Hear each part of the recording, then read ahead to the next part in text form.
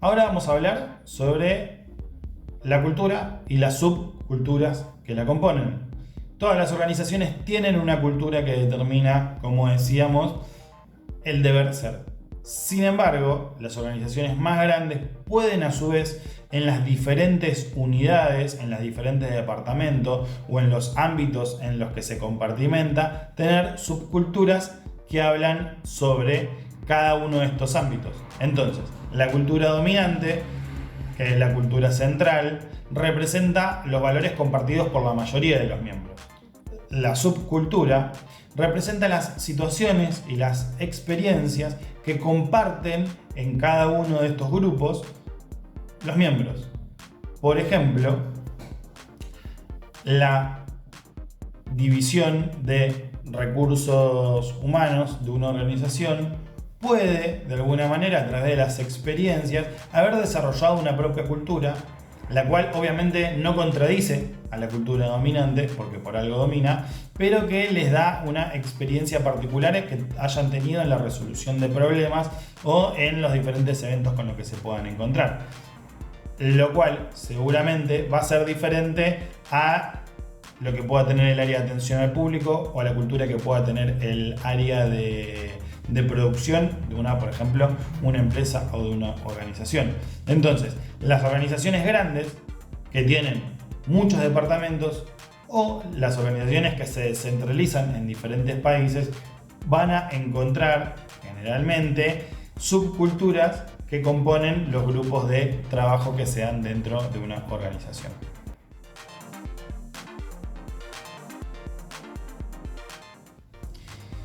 Identificar cuál es la cultura existente y poder hacer los cambios necesarios para que se produzcan los resultados que se desean para alcanzar los fines y las metas de la organización es una tarea no sencilla y es un trabajo que deben realizar los líderes de esa organización. Sean gerentes, sean directores, sean presidentes, se los identifique como sea, los líderes deben trabajar la cultura para que se pueda adaptar a los objetivos y para que sea un canal para alcanzarlos. Entonces, esto termina siendo un elemento central del diagnóstico de las organizaciones.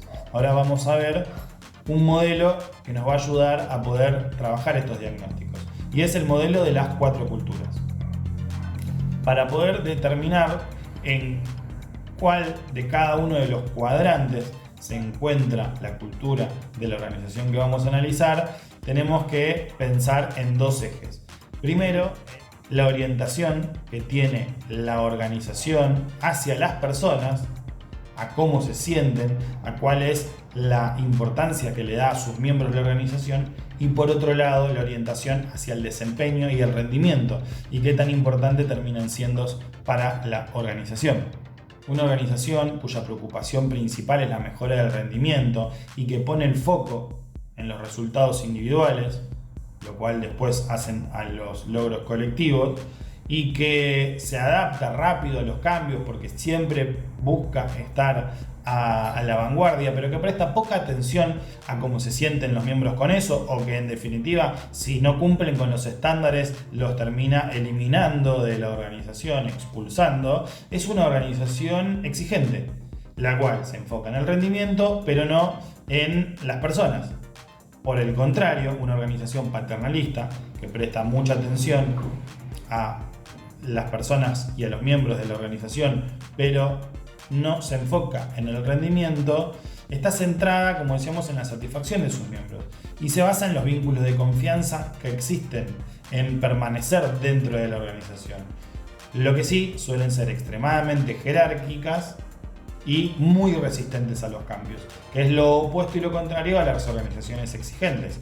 Ahora, una organización que no se enfoca ni en el rendimiento ni en las personas se la denomina una organización apática, ya que está basada en reglas, procedimientos rutinarios, automatizados, en los cuales no importa ni cómo se sienten las personas con eso, ni cómo funcionan esos procesos. Suele verse mucho en organizaciones de tipo burocrática. Y por último, el modelo que tiene en el foco tanto el desarrollo de las personas cómo el rendimiento de la organización es un modelo integrativo. Se enfoca tanto en las personas como en el desempeño y promueve la cooperación, el trabajo en equipo para lograr mejores resultados. Busca que el rendimiento llegue a través del compromiso de sus miembros, a través de ponerse la camiseta, como se le dice. Desarrolla estrategias para que esto se potencie. Y entonces el rendimiento no llega a través de la exigencia, sino a través de la identificación que los miembros tienen con la organización.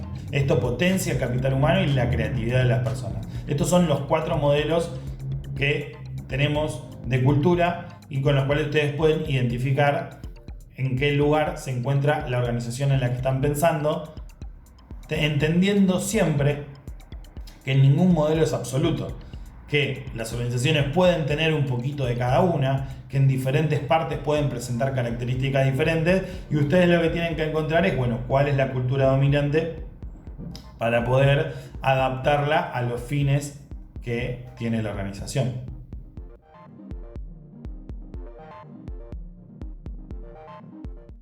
Ahora bien, identificamos que las organizaciones tienen una cultura y cuáles son los elementos, las características, qué tipo de cultura es. Ahora la pregunta es, ¿de dónde surge la cultura de una organización?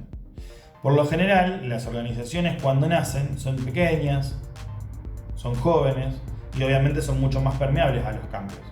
En ese momento, donde la cultura y la organización es débil porque recién nació, sus líderes suelen imponer cuál es la cultura dominante. Los líderes de las organizaciones trazan las primeras líneas de acción y imponen un modelo de cultura. Ahora, ¿cómo permanece esta cultura en el tiempo? Porque las organizaciones empiezan a crecer y la incorporación de nuevos miembros y la incorporación de nuevas tareas y de nuevas misiones y de nuevos objetivos va teniendo un impacto en el tipo de la cultura. Las organizaciones tienen métodos los cuales determina cómo es la integración de sus miembros para poder mantener y hacer persistir la cultura que, como habíamos dicho, sostiene un status quo, sostiene una forma de ser. Los líderes de las organizaciones, por lo general, no quieren que nuevos miembros se integren a la organización y pretendan cambiar su cultura, porque esto lo que genera es un conflicto y una crisis. Entonces, ¿cuáles son las etapas que atraviesa la integración de un nuevo miembro y cómo se trabaja para que la cultura trascienda en el tiempo? Primero, selección. Obviamente, cuando se está buscando incorporar a alguien a una empresa, por ejemplo, lo primero que se comprueba es que tenga las habilidades y los conocimientos necesarios para desempeñar esa tarea. Ahora, cuando tenemos varios candidatos que cumplen con todos esos requisitos, lo que hacemos es establecer la manera en la cual vamos a elegir al más indicado. Muchas veces en este momento aparece el factor cultural, donde identificamos cuál de todos esos candidatos se va a adaptar mejor a la cultura de la organización. Por ejemplo, si para nuestra organización la puntualidad y arrancar horario del trabajo es muy importante, seguramente descartemos luego de una entrevista a aquel candidato que nos expresa que no le gusta levantarse temprano.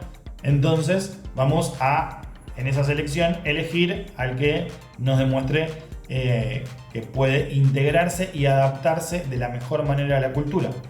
Si durante ese proceso de selección se identifica que alguno de los miembros va a tener una relación conflictiva para con la cultura de la organización, seguramente no lo incorporemos y optemos por otro que tenga más capacidades de integración. Un segundo paso es la dirección, y es que es fundamental que las acciones de los líderes sean coherentes con la cultura que se defiende, porque de lo contrario puede generar muchas confusiones. Si dentro de la cultura de nuestra organización se refuerzan los valores de utilizar, por ejemplo, las medidas de seguridad, casco, faja, tapones para las orejas y de protección personal, si la empresa pone carteles y defiende esto y lo muestra como un valor donde se cuida a los trabajadores de las consecuencias de los accidentes laborales que podrían tener, uno espera que el líder de esa organización, cuando se acerca a mirar, por ejemplo, una obra, respete esas medidas de seguridad. Si de repente estamos todos con cascos, con lentes, con tapones para los oídos, con faja y con todas las medidas de seguridad correspondientes, y notamos que cuando se acerca el líder no lo respeta, nosotros vamos a sentir que no nos representa. Incluso va a haber quien diga: yo los dejo de usar, porque si él, que es el dueño, el jefe o la persona más importante, no lo hace, por algo será. Entonces, que el líder represente los valores de esa organización en la práctica es fundamental para que los miembros le den la misma valoración. Y por último, la socialización, la cual es un proceso, y es un proceso que no termina. Se desarrolla durante toda la permanencia del miembro en una organización, aunque obviamente tiene un punto determinante que es al principio del vínculo entre el miembro y la organización. Tiene 3 etapas. La primera es previa, en la cual se desarrolla un ideal. El miembro de la organización, a través de un libro, un manual, una carpeta institucional, a través de lo que conoce, se imagina cómo va a ser la organización, a través de la información que le da la persona que lo incorpora sobre cuáles son los valores, le dice esto es así, esto es asá. Entonces se imagina y se hace un ideal. Luego hay un segundo proceso en el cual se produce el contacto con la realidad y la organización pone en juego las expectativas que tenía sobre ese nuevo miembro, y el miembro hace lo mismo para con la organización. Esto es una relación de ida y de vuelta en la cual se ponen en juego las expectativas que había al respecto. Y por último, se produce la etapa de la metamorfosis, donde efectivamente la organización acepta al nuevo miembro y lo integra, y el miembro se siente parte y se siente integrado a la organización. Esto sucede muchas veces cuando ya deja de ser, como se dice, el nuevo, y se lo entiende como uno más, porque ha aceptado, ha aprendido y ha incorporado las prácticas culturales de la organización y las ha tomado como propias.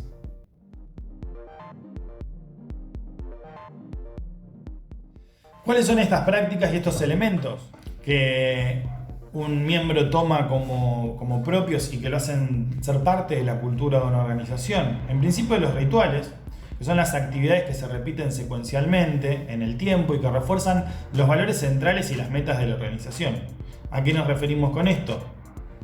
Por ejemplo, la fiesta de fin de año de una institución, la cual le va a dar un valor muy importante a ese encuentro, y seguramente todos van a querer participar. Y quien no quiera participar va a ser visto como alguien poco simpático, con pocas ganas de integrarse con sus compañeros, o algún tipo de evento particular, o los rituales que se dan a la hora del almuerzo, donde todos van y comen en un lugar común y se relacionan, y ese es un momento que tienen de intercambio. Quien se vaya a comer a otro lado, se queda a comer solo, o se vaya con alguno de los otros miembros a comer afuera, por ejemplo, va a ser identificado de una manera rara. Estos son los rituales que la cultura de la organización desarrolla y que determinan cómo uno debe comportarse al ser parte de estos eventos, que determinan a través de la participación en estos rituales qué tan parte uno es de esa cultura. Lo simbólico es otro de los elementos de la cultura que determinan la participación de sus miembros. Por ejemplo, los elementos materiales en principio, pero también los inmateriales, que los definen, otorgan jerarquía y determinan las conductas. Por ejemplo, en las fuerzas de seguridad, ya sea la policía, el ejército y demás, muchas veces estos símbolos van puestos en los uniformes, donde a través de las diferentes insignias que tienen determinan el rango y determinan cómo la otra persona debe comportarse hacia el miembro de la organización que tienen enfrente, si es que es una autoridad o no. Aunque también puede ser las marcas y las insignias que llevan la ropa. Muchas veces, cuando uno entra a un local de ropa deportiva, va a identificar que todas las personas que integran ese grupo de trabajo están vestidas con la ropa de la marca que se comercializa en ese local y no con la ropa de la competencia comercial que tenga esa marca. Generalmente, la ropa de trabajo que se otorga tiene el logo de la empresa, de la fábrica o de la organización, lo cual refuerza el sentido de pertenencia. Y tenerla te hace ser parte de la organización. Y dependiendo de las características que pueda tener esa ropa, termina determinando cuáles son los lugares que se ocupan. Y por último, otro de los elementos es el lenguaje. Cada organización tiene palabras propias que las identifican, les dan una característica particular. Estas son jergas, como se les dice, que es la forma de hablar o de referirse a algún aspecto en particular, y uno cuando ingresa a una organización no las conoce. De repente termina preguntando qué significa tal palabra, y lo que hace cuando se empieza a integrar es aceptar esa cultura y aceptar ese lenguaje e incorporarlo y a tomarlo como propio. Aprenderlo demuestra la aceptación que tiene este miembro sobre la cultura y su voluntad de preservarla, porque al repetirlo la cultura permanece en el tiempo y no se pierde. Si todos los miembros dejaran de mencionar alguna palabra que determine la cultura, esa palabra se va a ir perdiendo.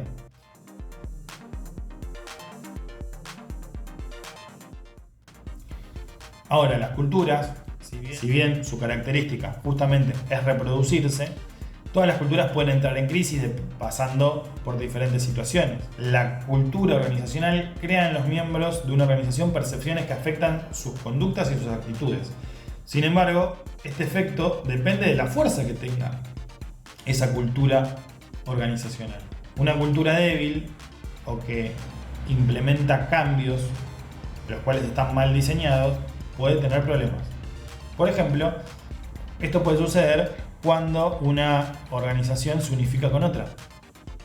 En el proceso de fusión de dos empresas, si la empresa que compra no tiene en cuenta la cultura de la empresa que vende, lo que va a suceder es que va a haber problemas en la cultura y se van a sentir invadidos y afectados los miembros de la organización que es comprada, por ejemplo. O cuando se diversifica, la incorporación de nuevas tecnologías. En una empresa que está acostumbrada a trabajar siempre con la misma maquinaria, por ejemplo, la incorporación de nueva tecnología puede hacer que los miembros se sientan amenazados, porque pueden ya no ser útiles y esta nueva tecnología los puede reemplazar. O por el contrario, pueden tener que desarrollar un nuevo proceso de aprendizaje. Cuando se incorpora una nueva tecnología en una clínica, en un hospital, los miembros que manipulan deben capacitarse para eso. Entonces, estas nuevas capacitaciones pueden muchas veces traer problemas en la dinámica y en la cultura, porque resuelven y cambian cómo se desarrollan algunos procesos. Los conflictos intergrupales son un problema que puede ocasionar crisis en las organizaciones, y esto surge ya que muchas veces los departamentos, para poder identificar y resignificarse y revalorizarse, compiten con otros y se comparan. A través de esta comparación obviamente empiezan a surgir problemas, los cuales luego son muy difíciles de resolver, y si no se resuelve este problema puede traer una crisis que impida que estos dos sectores trabajen en conjunto para poder lograr los objetivos de la organización. Ahí tiene que haber un cambio dentro de la cultura y de la dinámica del trabajo. El fracaso de la socialización es otro factor de crisis en la cultura de una organización. Si la incorporación de miembros no termina en una socialización efectiva y tiene un déficit en este caso, lo que va a pasar es que estos miembros pueden terminar siendo excluidos de la organización, aunque también puede suceder lo contrario, que un miembro se sienta muy cómodo dentro de una organización y cómo funciona, y por ende no se autoexija, por ende no se demande más a sí mismo. Esto sucede en muchos casos cuando hay un miembro que está hace muchos años dentro de una organización, que la conoce de punta a punta y que de alguna manera se relaja y no aporta, no innova y no ayuda a la organización a que siga creciendo, ya que él se encuentra totalmente cómodo y estable y no quiere aceptar cambios, ya sea por un déficit o por un superávit de integración y de socialización. Puede generar un problema dentro de la cultura, ya que se establece que quien está hace mucho tiempo ya puede no hacer nada o puede relajarse, y hace que empiece a haber un factor dentro de la organización que no sea productivo. Justamente, otro de los factores que puede traer crisis dentro de la organización es la productividad, ya que muchas veces el establecer estándares de productividad lo que genera es un techo. Entonces, dentro de la cultura de la organización, el objetivo no es dar lo mejor de nosotros, sino cumplir con el objetivo que nos plantea la organización. Y el trabajo se limita a las exigencias que determina la organización y no a las potencialidades que podría tener. Esto evita que la organización siga creciendo y es parte de la cultura. Ustedes pueden verlo en un ejemplo donde tal vez el trabajador o el miembro que se incorpora al desarrollar la tarea está queriéndole poner lo mejor de sí y su compañero de al lado le dice: pero ya está, ya lo hiciste, quédate tranquilo, no hace falta que sigas. Y él le puede decir: no, bueno, pero estoy adelantando para mañana. No, quédate tranquilo, mañana lo hacemos. Hacer un análisis erróneo de todos estos factores también puede ser un factor de crisis. Tal vez el líder de la organización ve un problema en un área determinada, en un sector en particular, y a la hora de intervenir piensa que eso es algo generalizado. De repente se da cuenta de que alguno de los sectores no funciona como corresponde o no tiene la dinámica cultural que debería tener la organización para la consecución de sus objetivos y genera cambios. Y esta generación de cambios, si está mal implementada, si es fruto de un análisis erróneo, lo que puede traer es problemas, porque se está queriendo cambiar algo que funciona mal en un determinado lugar y hacerlo general para todos los ámbitos de la organización. Por eso hay que ser muy cuidadoso con el análisis de los problemas que tiene la cultura de una organización, porque generalizarlos muchas veces solo por tomar una muestra puede hacer que se cambie toda una estructura que sí está funcionando bien.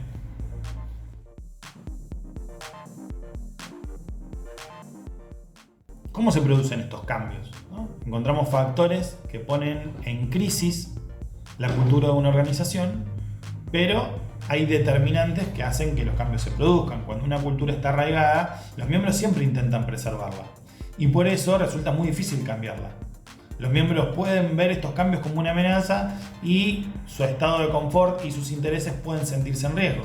Por eso, estos cambios pueden producirse por algunos factores que tienden a ser determinantes. Por ejemplo, una crisis drástica, que la organización entre en shock y se derrumbe por completo, lo cual va a implicar que a la hora de resurgir haya un nuevo paradigma cultural dentro de la organización, intentando no repetir los errores que la llevaron a la crisis. Un cambio de líder. Piensen que estos diferentes factores pueden darse por separado o pueden reunirse más de uno. A la hora de cambiar un líder dentro de una organización, lo que va a suceder es que se implante una nueva visión, la cual seguramente va a querer perfeccionar los errores que tenía el liderazgo anterior, y esto va a producir un cambio en la cultura, la cual obviamente va a ser más permeable, ya que hay una nueva visión de la organización. Una organización joven o pequeña es mucho más permeable a los cambios. Entonces, una nueva organización va a poder adaptarse mucho más fácilmente a un cambio cultural. Su tamaño y su longevidad, la antigüedad de la organización, va a ser también una determinante de qué tan fácil o qué tan difícil va a ser implementar un cambio en la cultura. Y por último, si una cultura fuerte es lo que hace que una organización permanezca en el tiempo, una cultura débil justamente va a ser un factor de cambio. Mientras menos consenso haya sobre las prácticas culturales que tiene una organización, sobre sus valores, más fácil va a ser cambiarlos. Si, por ejemplo, los miembros de una organización no están de acuerdo en su mayoría con algunas prácticas que tiene la organización, cuando los líderes de esa organización le cuenten al resto de los miembros que ha cambiado el estándar, que han cambiado los valores, más que resistirse, los miembros lo van a festejar y lo van a aceptar y lo van a incorporar mucho más fácilmente. Esto es porque hay una cultura débil.